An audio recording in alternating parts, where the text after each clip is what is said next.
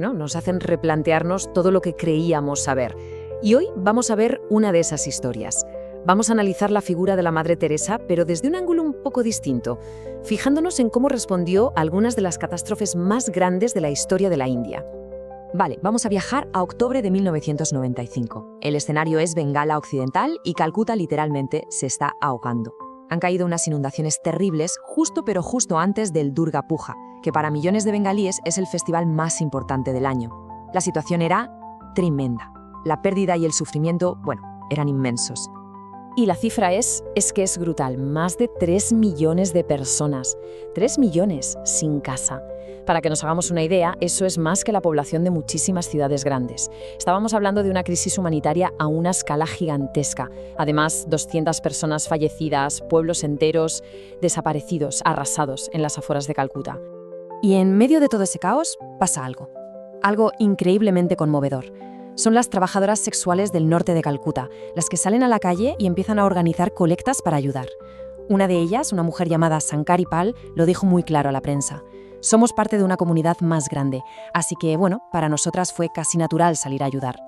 Entonces, con cientos de iniciativas ciudadanas en marcha por toda la ciudad, había una organización que, curiosamente, no estaba. Brillaba por su ausencia. Hablamos, claro, de las misioneras de la caridad.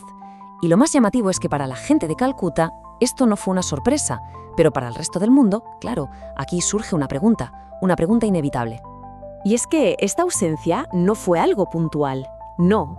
Cuando se examinan los hechos, lo que sale a la luz es un patrón, una conducta que parece repetirse constantemente a lo largo de los años.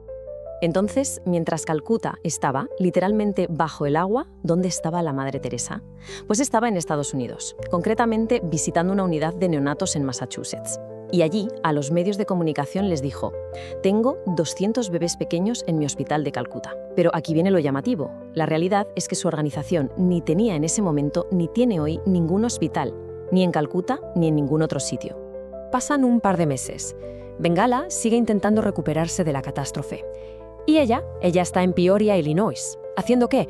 Pues supervisando la renovación de los votos de sus monjas y dando este discurso. Mientras tanto, en la India, la gente seguía trabajando en las labores de socorro. Pero claro, sin la participación de su organización. Vale, pero ¿fue esto de las inundaciones una excepción a la regla? ¿Algo puntual?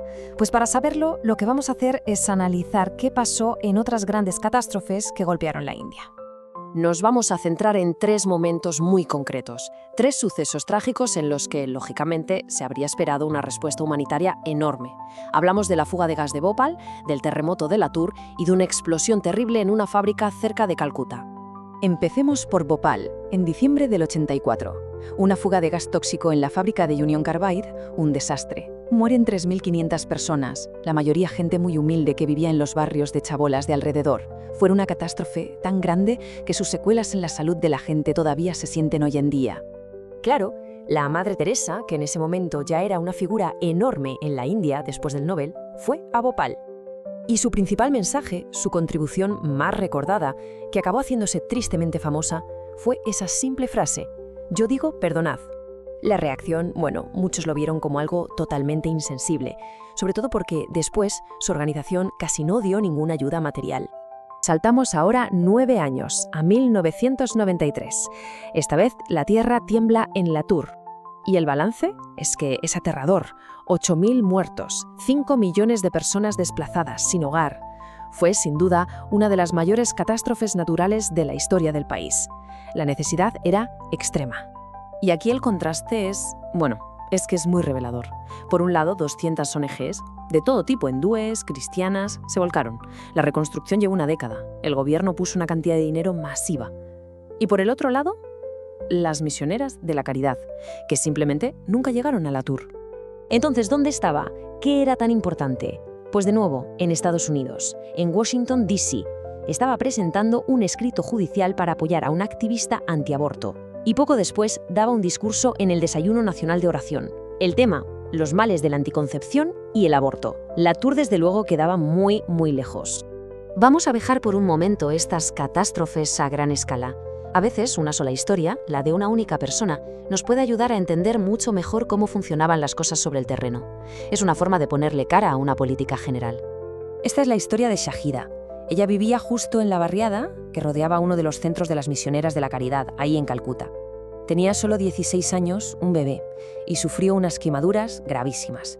El hospital público le dio el alta, pero ella no podía pagarse un tratamiento privado. Estaba desesperada, así que fue a pedirles ayuda económica directamente a ellas. ¿Y cuál fue la respuesta? El rechazo. La razón oficial fue que era un caso familiar. ¿Qué significaba esto? Pues al parecer era una especie de cláusula, un filtro que usaban para rechazar a personas sin recursos si tenían algún familiar. Es tremendo. Al final, aunque otras organizaciones intentaron ayudar, ya era tarde. Shaida murió por culpa de esas heridas. Todo esto nos lleva a una pregunta clave. ¿Por qué? ¿Por qué se repetía este patrón una y otra vez? Bueno, pues la respuesta podría estar en sus propias palabras, en sus acciones. Parece que había un orden de prioridades muy claro.